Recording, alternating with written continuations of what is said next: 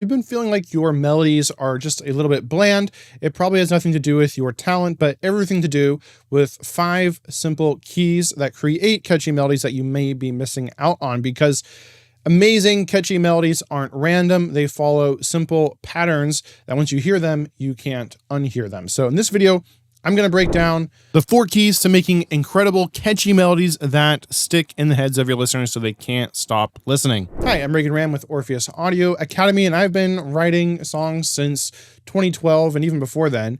And I've even been hired by various artists to actually write songs for them as a ghostwriter or co-producer. So I have quite a bit of experience with writing melodies, and I do all this as someone with very little music theory knowledge, and I don't even play an instrument. What I'm sharing with you in this video doesn't take really any musical talent. It's very simple and really easy to follow. And if you want to make sure you don't forget any of these tips while you're writing your songs, I have a simple melody writing cheat sheet that you can grab in the description below to have handy when you're writing your songs.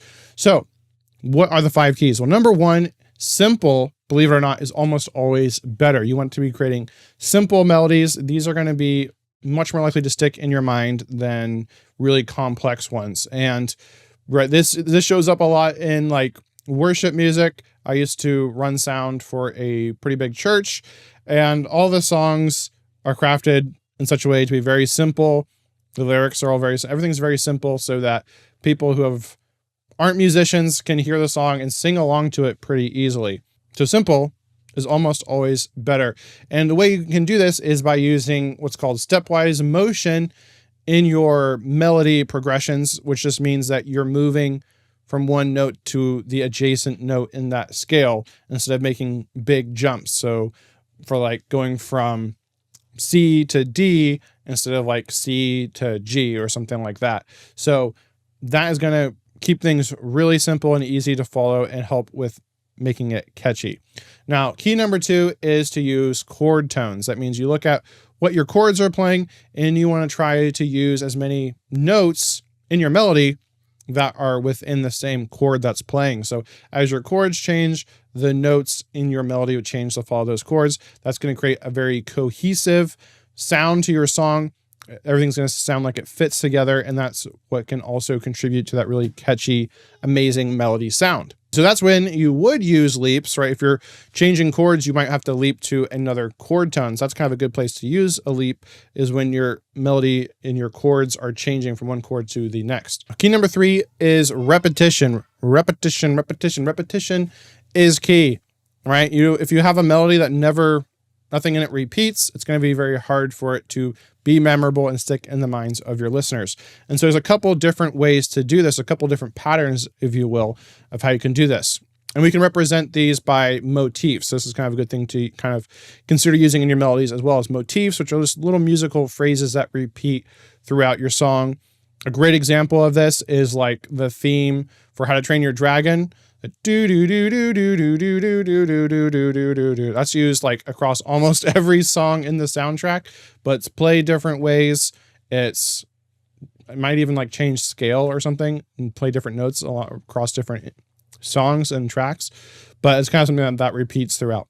And so think about how you can kind of set up this repetition. There's different ways you can have, if you think of, you could have a melody that's made up of like a couple different motifs. And so we can give these letters to like illustrate them, like A, B, C, and so on. So some like really like common patterns might be like A, B. So you got 4 motifs that play over a 4 bar structure. So you got one motif that repeats 3 times and then you change it up at the end. You could do like A, B is another one, or you could do something like A, B, A, C. But the point is you have something in there that's repeating, or you could have like A, B, B. It really doesn't matter. So what matters is that you have some kind of repetition in there somewhere in your melody, and that's going to help it be catchy and memorable and something that's going to stick in the minds of your listeners. Now, my 4th tip for writing catchy melodies is, especially if maybe you're not as great at performing them or playing them on the spot with your instrument, is to just try vocalizing your melodies when you're writing them. So just hum or do la la la's or do do do's or something. to kind of craft what you want your melody to be. And that makes it a lot easier. Then you can go even record yourself into your DAW, and then you convert that audio into MIDI, and you can even like find what the melody should be based on what you recorded with your voice. And this is a really fun and easy way to go about crafting really powerful melodies rather than trying to maybe mess around on your instrument to try to figure it out.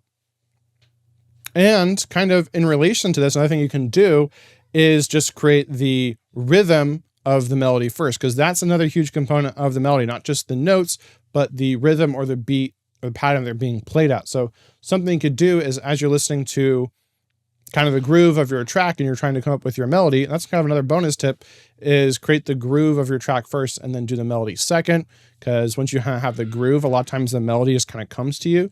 So then as you're kind of trying to figure out the melody, after you have the groove of your track, right, the drums, the bass, maybe the chords, you can just create the pattern first. And so if you're, say your song's in the key of C, just hit the key of C on your MIDI keyboard or whatever, just hit that for where you want each note to go. So it's C, like dun, dun, dun, dun, dun, dun, dun, dun, dun, dun, dun, dun, or something.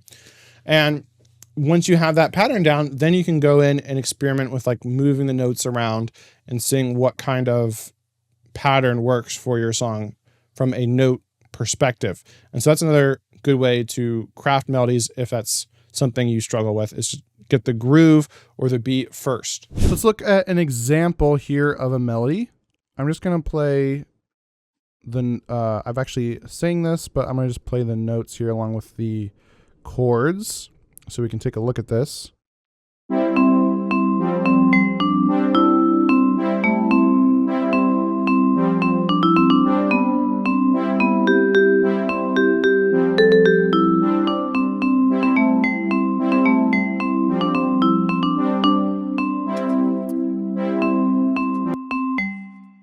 Now, I think that is a pretty darn catchy melody.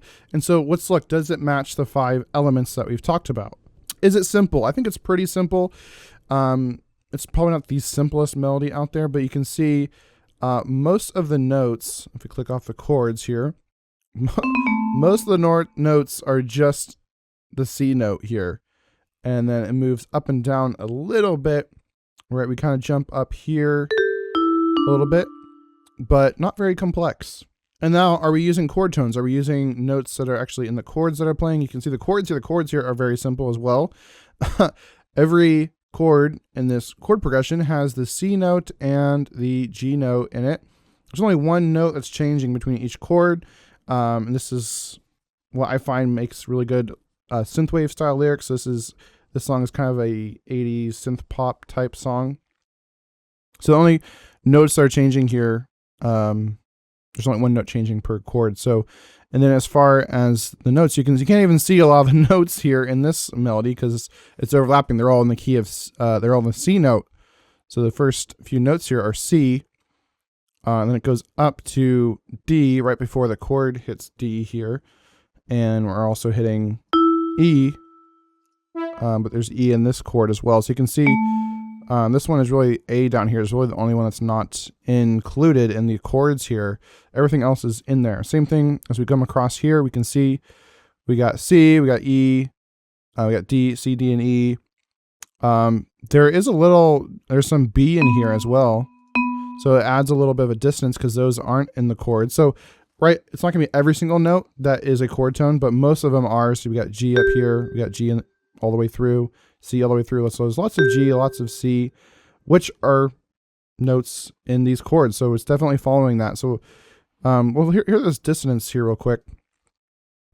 I don't know if dissonance is the correct word, but it sounds a little bit out of place, but in a good way.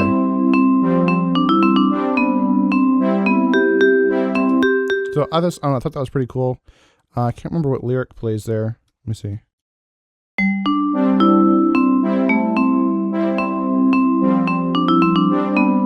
Okay, that lyric is "go back in time."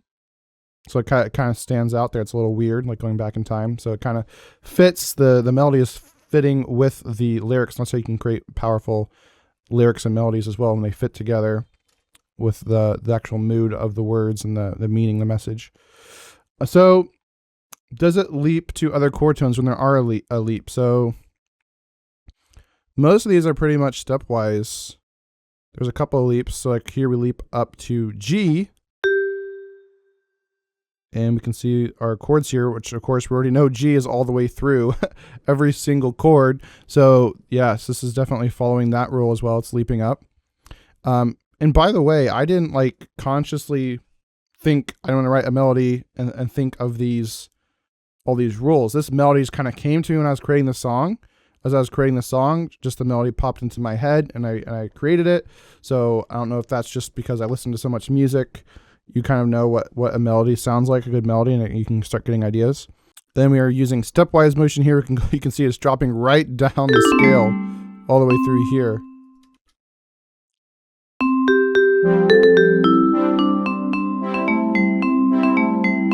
And then repetition. Not a ton of repetition in this melody, so maybe that could be the downside of it, but there's a few parts that repeat, like we got repetition here. Let me click off here. So you can see we have this kind of repeating, this kind of repeating. So the kind of the first half is very similar. Kind of the latter half of the first half here is changing up a bit. So we have a few repetition, repeating sections in here, but not quite as much. Here there's more repetition in the verse melody that I have here.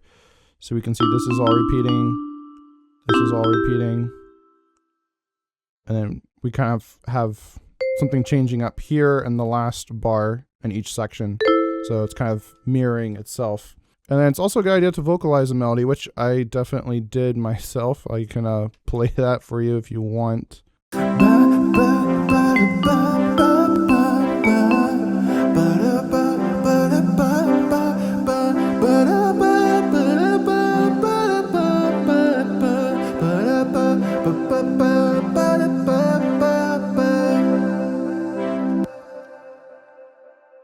So that was kind of the idea I had, and I just recorded it so I wouldn't forget it.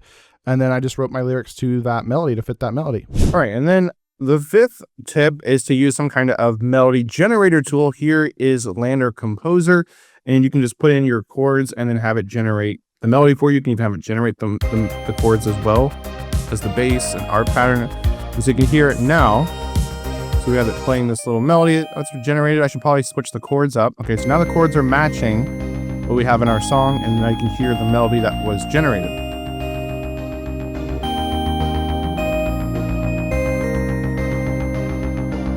Not bad. And we can hit generate new performance, and then boom, it immediately creates a new melody idea. And we can change the rhythm rolls, so how many notes there are. You can change the octave here. Generate some new performances. You can try every 16th note, and now you got like basically an art pattern here, which that sounds kind of cool. Try every 8th note.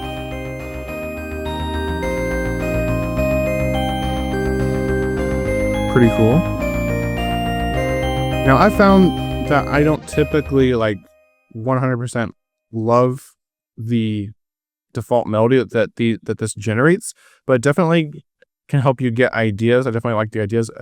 Its strong suit is mainly, I feel like, chord and like bass generation, but here we had generate this art pattern, and this sounds really nice. So if you're ever stuck and just running out of ideas, definitely try Lander Composer or something like this. And you can just get Lander Composer one-off, or you can get it as part of their Lander Studio subscription plan, which you can get 20% off by using my link in the description below. Not only does this give you like 60 plus plugins, we also get gobs of samples, music distribution, AI mastering, and a whole lot more. So really love my Lander Studio subscription plan. And again, you can grab that for yourself by clicking my link in the description below and get 20% off your first year, or go to orpheusaudioacademy.com/Lander.